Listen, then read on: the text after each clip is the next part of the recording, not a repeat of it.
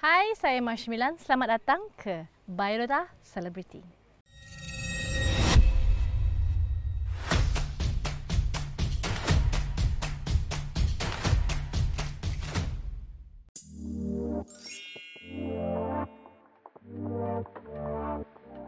Nama penuh saya Marsha Milan Londo, tapi ramai orang panggil saya Marsha ataupun Marsha Milan.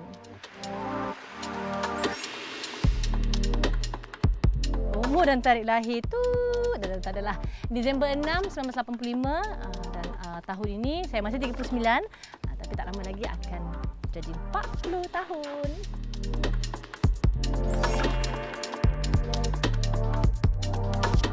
Bintang Sagittarius.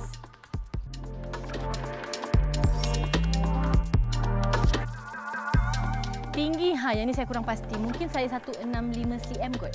Saya berasal dari Tamparuli, Sabah.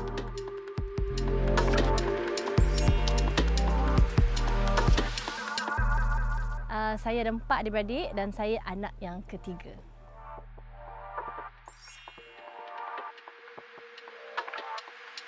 Hobi macam-macam sebenarnya sebab setiap tahun dia akan bertukar hobi. Tapi antara hobi saya sebenarnya adalah masak. Saya suka apa lagi pergi cafe hunting.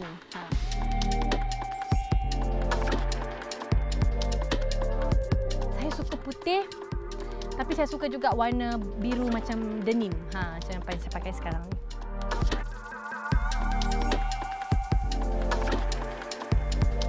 Okey, saya suka nasi. Jadi kalau saya makan nasi, saya kena ada makanan favourite saya, bosol. Saya rasa ramai tak tahu apa tu bosol. Dia macam ala-ala pekasam tapi dari Sabah, makanan Sabah. Saya suka ayam masak kicap.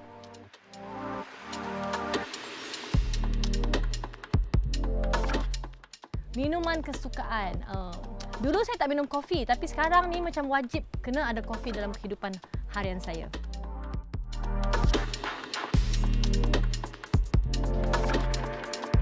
Cita-cita dulu dulu macam-macam lah cerita. Kita budak kan nak menjadi macam-macam. Tapi antaranya adalah guru muzik kot. Sebab tu dia macam masih lagi dalam landasan yang lebih kurang.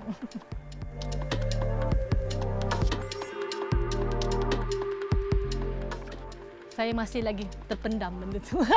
Tak tahu.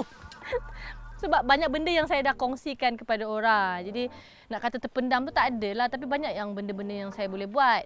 Antaranya saya boleh buat yoga, kan? Saya boleh buat kek, saya boleh buat roti. Sebenarnya kita lasak, so kita boleh macam-macam. Jadi itulah, terpulanglah kalau tiba-tiba dapat arahan ataupun idea-idea dari kawan-kawan atau netizen perhaps.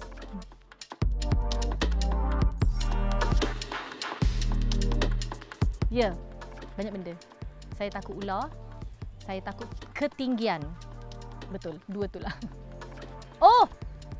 Saya tak boleh berenang kalau air itu lebih daripada paras leher. Biarlah offer tu macam menarik. No, cannot.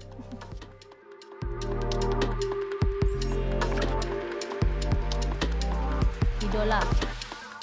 Saya dari kecil mengidolakan Barbra Streisand.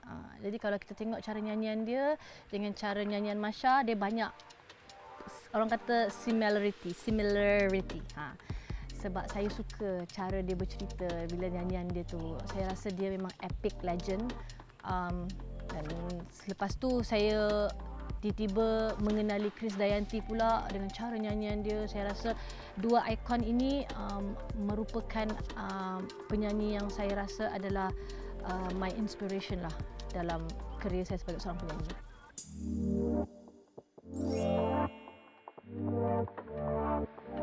Ucapan untuk peminat, terima kasih kepada semua peminat saya yang support Marsha, doakan Marsha sepanjang kerjaya saya dan jangan lupa untuk dengarkan album Borneo saya yang berjudul Miss Sompuru dan lagu-lagu saya di semua digital platform anda.